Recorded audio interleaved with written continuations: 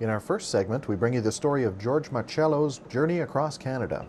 For the last 250 days, George has been on the road telling Canadians about the shortage of organ donations and the vital need for a National Donor Registry. We had a chance to speak with Mr. Marcello during his recent visit to Moose Jaw.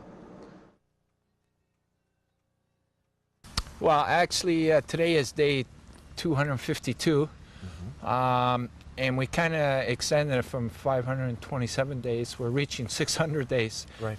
More cities and towns are coming on board, wanting us to come through their community. Okay. So this campaign is about addressing the serious shortage of organs and tissues in our country. Right. Canada ranks as one of the lowest in the civilized world.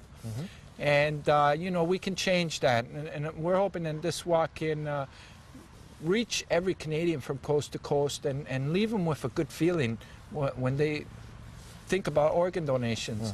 And we're also trying to encourage and strongly inspire the government to take some more steps into, you know, changing the system. Right. Presently, we're holding on to a very prehistoric system, and we need some vital steps, you know, Right. for them to take. I know one of those vital steps that you're campaigning for is an organ donor registry. Is that correct for the, Yes, the country? that's correct. That is crucial.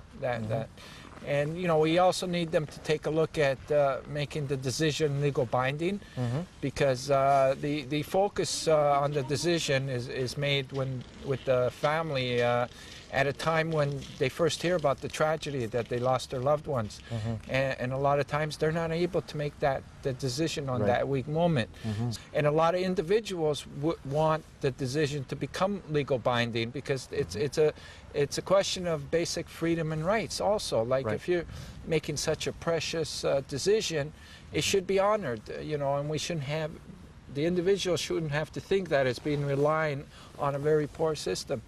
So these things have to be seriously addressed by the government, and we're hoping that this walk is helping to bring it to the forefront. Right.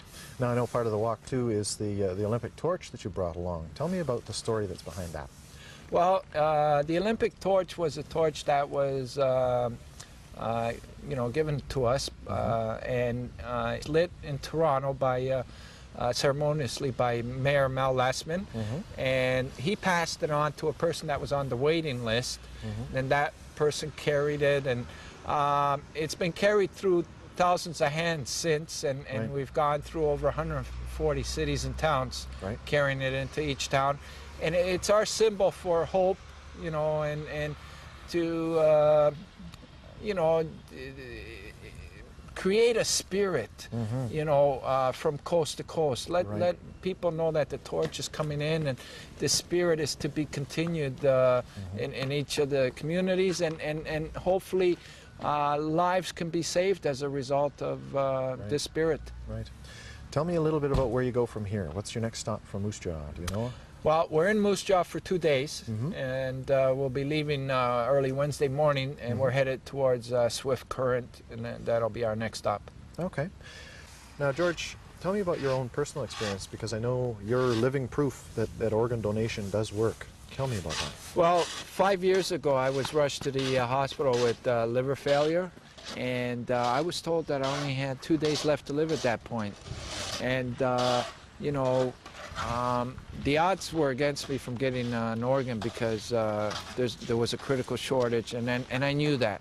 You know, the next day, an organ did become available, and I was one of the fortunate Canadians to get that call, because a lot of Canadians were passing away, and I got to meet a lot of Canadians that were, you know, passing away. And a family had to make a very courageous decision, you know, at a very tragic time when for me to have gotten that organ. And when I woke up after the surgery, what I wanted to do was acknowledge what they did, you know, and that's why 2 years later I put a knapsack on my back and walked from Toronto to Ottawa to say thank you.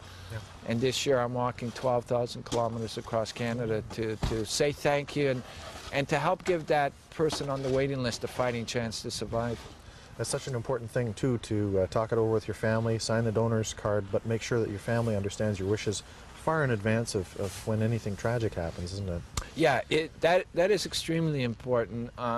We want to try and prepare the family as much as possible, the immediate family, and you know you could never prepare enough though, because you don't know how you're going to act that moment during a tragedy.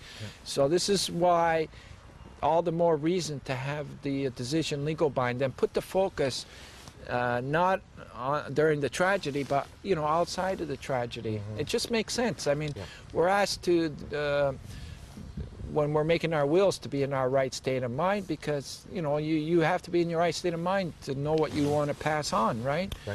We should look at this the same way. It's a very precious gift that we're passing on, and it should be made during the right state of mind. Right. Now, I know another facet of the trip across Saskatchewan, too, is that you've dedicated your walk across Saskatchewan to a particular man, I believe in Melfort, was it, who passed away waiting? That's correct. And his name is Lane Miko. I met his mom and friends in Melfort, and it was a very emotional day for me. And I actually heard about Lane, before that, and I wanted to give them a call, but I thought it was too sensitive, because they just lost Lane, and and when I arrived to meet the police escort in Melfort, the mom was there, and so were friends, and it was just, I felt so moved by that, and it's the reason why I'm on the road, to hopefully we can give people a fighting chance to survive and not have more people passing away like Lane did, So the whole trip in the province of Saskatchewan is dedicated to his memory.